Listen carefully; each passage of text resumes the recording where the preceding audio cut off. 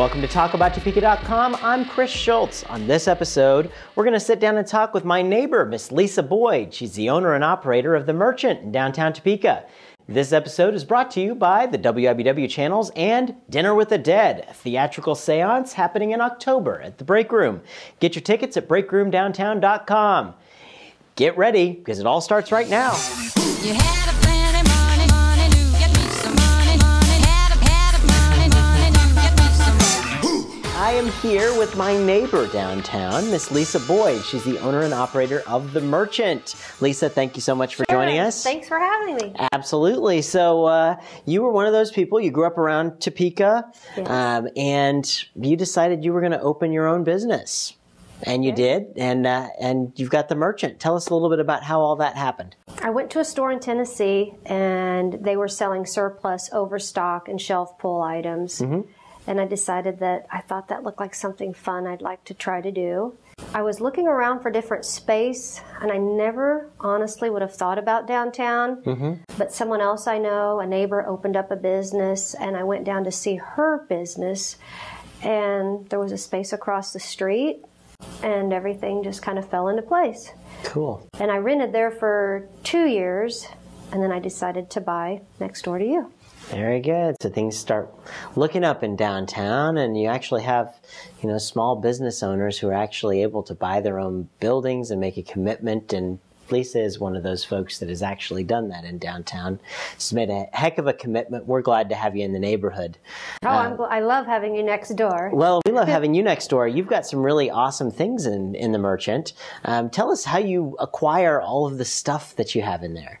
Well, when it first started, I was doing the surplus overstock, and I couldn't pick the items. We'd just get these boxes and try to sell 100 pairs of blue shorts.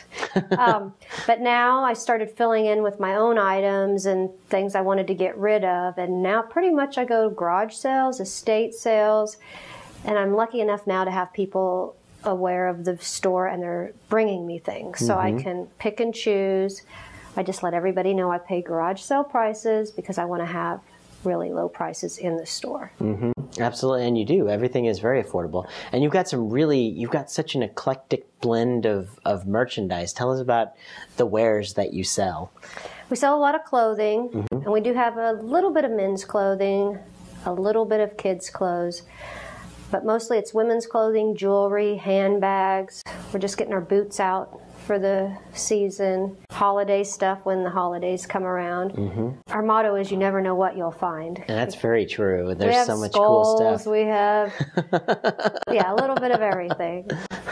And you have to go in all the time and check it out because she's constantly adding stuff to the store, and it's always being moved around, and that has to be fun for you, isn't it? It is fun. It's a lot more work than people realize. Sure. Because as soon as we get to the bottom of a pile, people bring more in, and then I'm kind of running out of room, so I really need to sell some furniture. And our basement's open Thursdays, Fridays, and Saturdays, so we do have a little bit of furniture down there, and I need to get some of that gone so I can make room for new stuff. Again, you have a little bit of everything at The Merchant. So, and you just tell us a little bit about the building that you guys purchased. I mean, it previously was Byers Optical. It was in there, and then it's been what other Before things have that been? It opened in 1904 as a shoe store, and then in the 40s and 50s. Through the 70s, it was Caldwell Shoe Store. It was a high-end shoe store. And in the 40s, they did the remodel on the building, and it has inlaid brass and slate floors, marble entryway. It's just... It's like a little palace in there. Fantastic. It really is beautiful. You feel like you're stepping back in time, or you don't even feel like you're in Topeka. It feels like it might be New York or Beverly Hills or something. I try to invite people just to come check out the space. Yeah, the space is in itself. You could just basically charge people money to come through the door and have nothing inside of it because it's so cool. It is cool. The very first time I walked in there, I felt like Doris Day. And I got a look like, don't let the realtor know how much you want this place. But I couldn't help it. Yeah, and it really has so much charm. And downtown in general, and you made the commitment to be in downtown and open the business, buy a building in downtown. Why downtown? What are your convictions about downtown today? Well, when I very first looked, honestly, the rent was better than anywhere else I could go in town. Yeah. And then when I started looking to buy, it just has, it's really got more of an atmosphere of where I want to be. People are missing out if they don't at least just peek their heads in and look around. I remember the first time I went into the break room, I walked in and I had no idea how cool it was in there. Thank you very much. Yeah, I mean, it's just, you don't realize when you're driving by unless you take the time and actually stop in and look in the stores. Every place has its own unique feel. It's Yeah, it not does. like the mall. And the people, that's Customer something, service is really if it's good. like the mall, you have one company that owns the entire thing, and the success of the mall is pretty much at the will of the people that own the mall, as opposed to downtown Topeka, which you've got so many different people that own the businesses, so many different people own the buildings, and there's really such a wide range of people that contribute to the success of downtown. So there's a lot of things going on with downtown, and a lot of talk about repairing a lot of the things. Let's face it, it's not in perfect shape right now, and really not a whole lot's been done with it. It's pretty embarrassing when you see how our curbs are crumbling. The trash cans are pretty pathetic. A lot of us have to provide our own benches out front for seating. Those are things that are pretty important to me. It just looks like the maintenance hasn't been taken care of for a long time downtown. And I know that some people are against, putting any money down here, but if your curbs were crumbling where you live, you'd probably expect the city to fix those. So that's how I feel about that. Yeah. I just want more businesses down here too. I want more people to invest down here. We do have a lot of vacant spaces. I think it would be affordable for someone. And I'm living my dream. I just think more people have ideas or want to open their own business. It is a huge challenge and it's a lot of work. But someday I hope it pays off. I'm certain it will, especially with all the work that you're putting in your business downtown. You're doing a great job, and like I said, it's great to have you as a neighbor next door.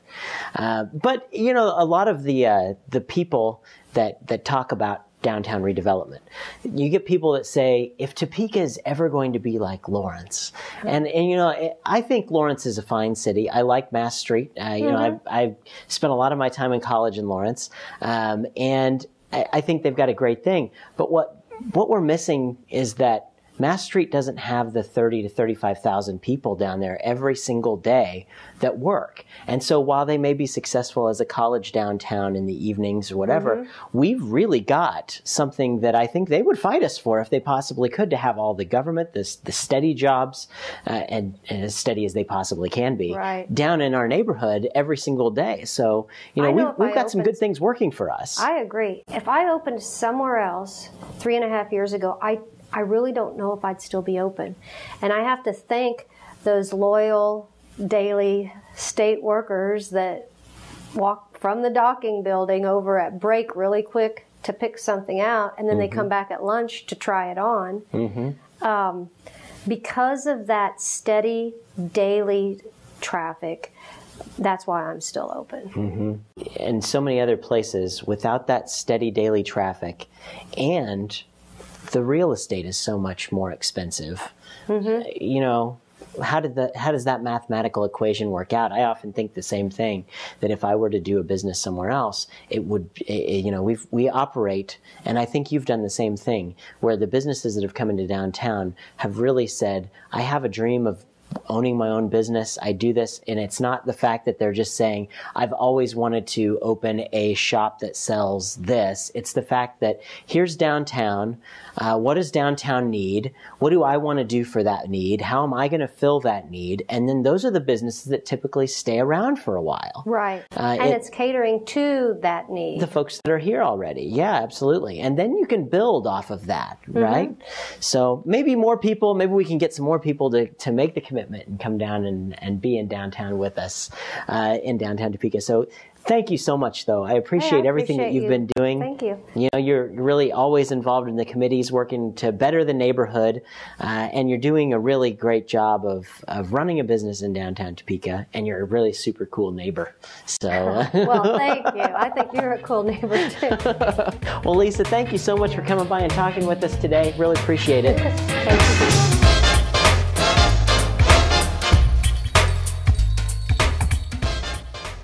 Thanks for tuning into this episode of TalkAboutTopeka.com. I'm Chris Schultz. If you liked what you saw today, please help our guests spread their message by sharing our videos with your friends. You can also find us on Facebook, Twitter, and be sure to subscribe to our YouTube channel. This episode of Talk About Topeka was brought to you by the WIBW channels and Field of Greens, a garden bistro in downtown Topeka. Topeka's #1 salad bar, according to me. Thanks for joining us. Remember, keep talking about Topeka.